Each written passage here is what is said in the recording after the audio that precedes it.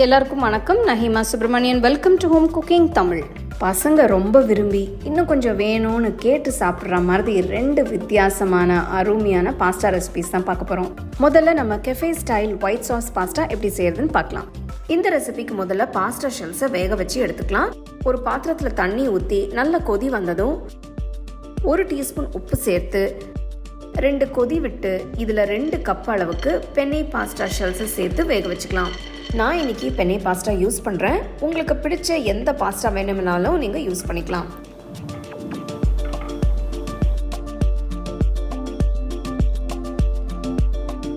பாஸ்தாவை ரொம்ப வேக வச்சிட வேண்டாம்.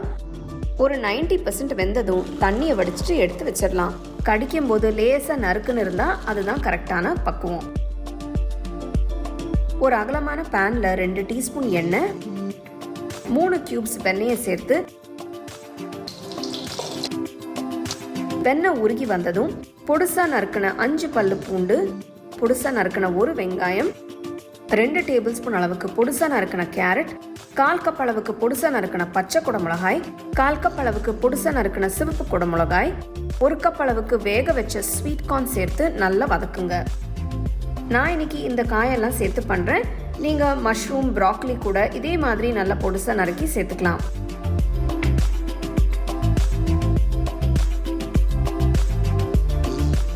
காய் பாதி வெந்ததும் 1/2 டீஸ்பூன் உப்பு, 1/2 டீஸ்பூன் மிளகுத்தூள், 1 டீஸ்பூன் இட்டாலியன் சீசனிங்.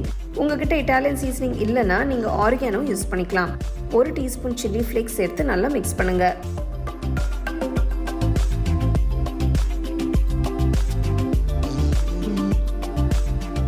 நல்லா மிக்ஸ் ஆனதும் வேக வச்ச பாஸ்தா ஷெல்ஸை சேர்த்துடலாம். பாஸ்தா காய் கூட மிக்ஸ் ஆகிற மாதிரி நல்லா கலந்து விடுங்க. பாஸ்தா வேக வைக்கும் போதே உப்பு சேர்த்திருக்கோம், அதனால இப்ப சேர்க்க தேவையில்லை. நல்லா கலந்து விட்டு ஸ்டோவை ஆஃப் பண்ணி இறக்கி வச்சிடலாம். ஒரு அகலமான பேன்ல 4 கியூப்ஸ் உப்பு சேர்க்காத வெண்ணெய் எடுத்துக்கலாம். ஸ்டோவை லோ ஃப்ளேம்லேயே வச்சு வெண்ணெய் உருகுனதும் 3 டேபிள் ஸ்பூன் மைதா சேர்த்துக்கலாம். நான் இங்கே விஸ்கி யூஸ் பண்ணி மைதாவை வெண்ணெய் கூட நல்லா மிக்ஸ் பண்ணுறேன். இப்படி பண்ணுறதுனால மைதா கட்டிப்படாமல் மிக்ஸ் பண்ண முடியும். இந்த ரெசிபிக்கு நான் 1 லிட்டர் அளவுக்கு காய்ச்சி ஆற வச்ச பால் யூஸ் பண்ண போகிறேன். இப்போ கொஞ்சமாக பால் ஊற்றி நல்லா கிண்டுங்க. பாலை அப்பப்போ கொஞ்சம் கொஞ்சமாக ஊற்றி நல்லா மிக்ஸ் பண்ணுங்க. அப்போ தான் நல்லா ரிச்சாக க்ரீமியாக வரும். எல்லா பாலையும் ஊற்றி நல்லா மிக்ஸ் பண்ணுங்க. மைதா பாலில் நல்லா கரைஞ்சிரும். இப்போ ஸ்டோவை ஹை ஃப்ளேம்லேயே வச்சு செய்யலாம்.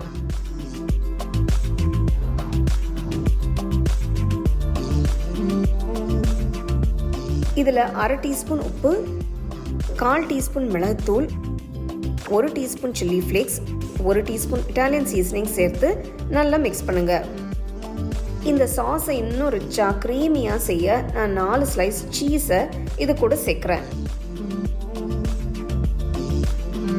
சீஸ் ஸ்லைசஸ் நல்லா கரையட்டும், கிண்டி விட்டுட்டே இருங்க.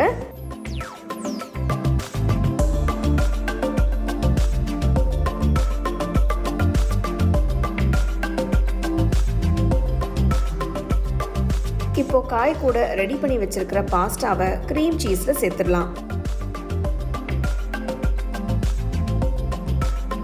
நல்லா கலந்து விடுங்க. பாஸ்தா சாஸ் கூட நல்லா மிக்ஸ் ஆகட்டும். ஸ்டோவை லோ ஃப்ளேம்லேயே வச்சு ஒரு 5 நிமிஷம் நல்லா குக் பண்ணுங்க. பாஸ்தா க்ரீமில் நல்லா மிக்ஸ் ஆகட்டும்.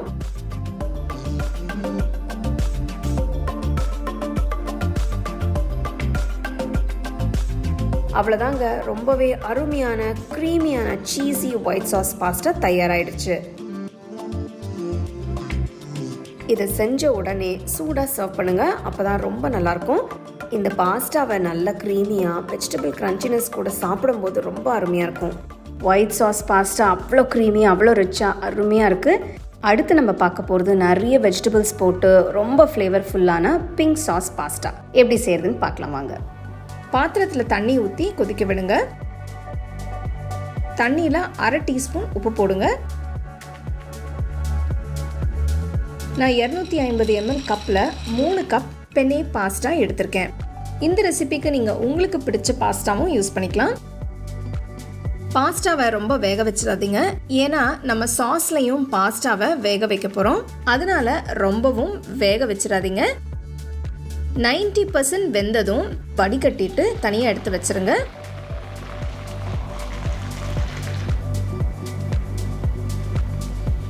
நெக்ஸ்ட் நம்ம தக்காளியை வேக வச்சுக்கலாம். இந்த மாதிரி தக்காளியை 2 கீரல் போட்டு வேக விடுங்க. அப்போ சீக்கிரமாக வெந்துடும். ஒரு பாத்திரத்தில் தண்ணி ஊற்றி கொதிக்க விடுங்க. தண்ணி கொதிச்சதும் தக்காளியை போட்டு வேக விடுங்க. நான் இந்த ரெசிபிக்கு 8 மீடியம் சைஸ் தக்காளி எடுத்திருக்கேன். தக்காளி வெந்ததும் தண்ணியிலேருந்து எடுத்துட்டு தோலை உரிச்சிட்டு சின்ன பீசஸாக கட் பண்ணி நல்லா பேஸ்ட்டாக அரைச்சிக்கோங்க.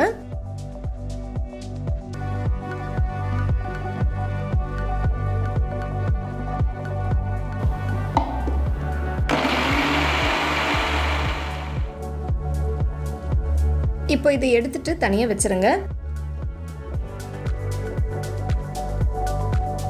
அதுக்கு கடாயில் 75 கிராம் உப்பு இல்லாத வெண்ணெயை போடுங்க. வெண்ணெய் உருக்குனதும் 1 டேபிள் ஸ்பூன் எண்ணெயை ஊற்றி அதில் 10 பல்லு பூண்டு பொடியை நறுக்கினது போடுங்க.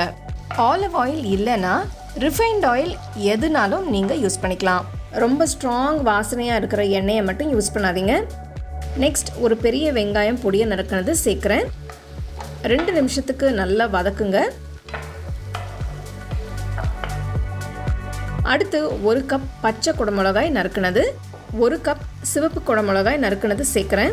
எல்லா பீசஸையும் நல்ல ஈக்குவல் சைஸில் கட் பண்ணிக்கோங்க.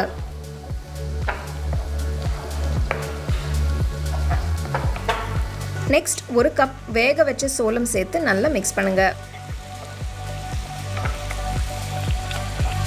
2-3 நிமிஷம் வதக்கினதுக்கப்புறம் 1 டீஸ்பூன் உப்பு போடுங்க, 1 டீஸ்பூன் மிளகுத்தூள், 1 teaspoon chilli flakes, 2 teaspoon Italian seasoning போட்டு நல்லா மிக்ஸ் பண்ணணும். பாஸ்தாக்கு இந்த மசாலாஸ் ரொம்பவே முக்கியம். இதுதான் பாஸ்தாக்கு நல்ல ஃப்ளேவரும் டேஸ்ட்டும் கொடுக்கும். உங்ககிட்ட இட்டாலியன் சீசனிங் இல்லைன்னா நீங்கள் ஆரிகானோ கூட யூஸ் பண்ணிக்கலாம். நெக்ஸ்ட் நம்ம ஒயிட் சாஸ் பண்ணிக்கலாம். அதுக்கு நான் காயில் 2 டேபிள் ஸ்பூன் மைதா ஆட் பண்ணுறேன். நான் இன்றைக்கி கொஞ்சம் டிஃப்ரெண்ட்டான மெத்தடில் தான் பண்ணி காட்ட போகிறேன். மைதா சேர்த்து நல்லா மிக்ஸ் பண்ணி 1 நிமிஷத்துக்கு வேக விடுங்க.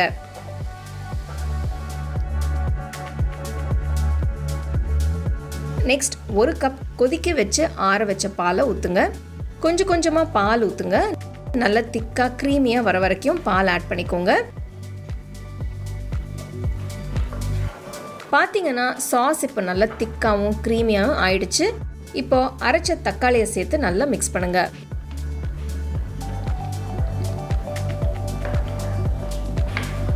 பாருங்க சாஸ் எவ்வளோ சூப்பராக வந்திருக்குன்னு. Next 1 table spoon tomato ketchup ஊற்றுங்க. இது வந்து ஆப்ஷனல் தான். உங்களுக்கு டொமேட்டோ கெச்சப் வேண்டாம்னா நீங்கள் சேர்க்க தேவையில்லை. அடுத்து நான் 1 டீஸ்பூன் பாப்ரிகா பவுடர் சேர்க்குறேன். உங்ககிட்ட பாப்ரிகா பவுடர் இல்லைன்னா நீங்கள் ரெகுலர் தனி மிளகாய் தூள் யூஸ் பண்ணிக்கலாம். இதுவும் ஆப்ஷனல் தான். சாஸை நல்லா ரிச்சாகவும் க்ரீமியாகவும் ஆக்கிறதுக்காக நம்ம வந்து 4 சீஸ் ஸ்லைஸ் சேர்த்துக்கலாம். சீஸ் நல்லா உருகி வர வரைக்கும் கலந்து விடுங்க.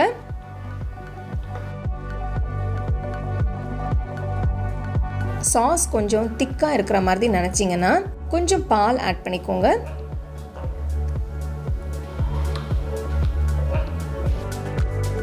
இப்போ வேக வச்ச பாஸ்தாவை சேர்த்து பாஸ்தாவில் சாஸ் நல்லா கோட் ஆகிற மாதிரி மிக்ஸ் பண்ணுங்கள். நம்ம ஹோம் குக்கிங் சேனலில் இருக்கிற மற்ற பாஸ்தா ரெசிபீஸோட லிங்க்ஸும் நான் டிஸ்கிரிப்ஷனில் தரேன். அதை பார்த்து நீங்கள் செய்யலாம்.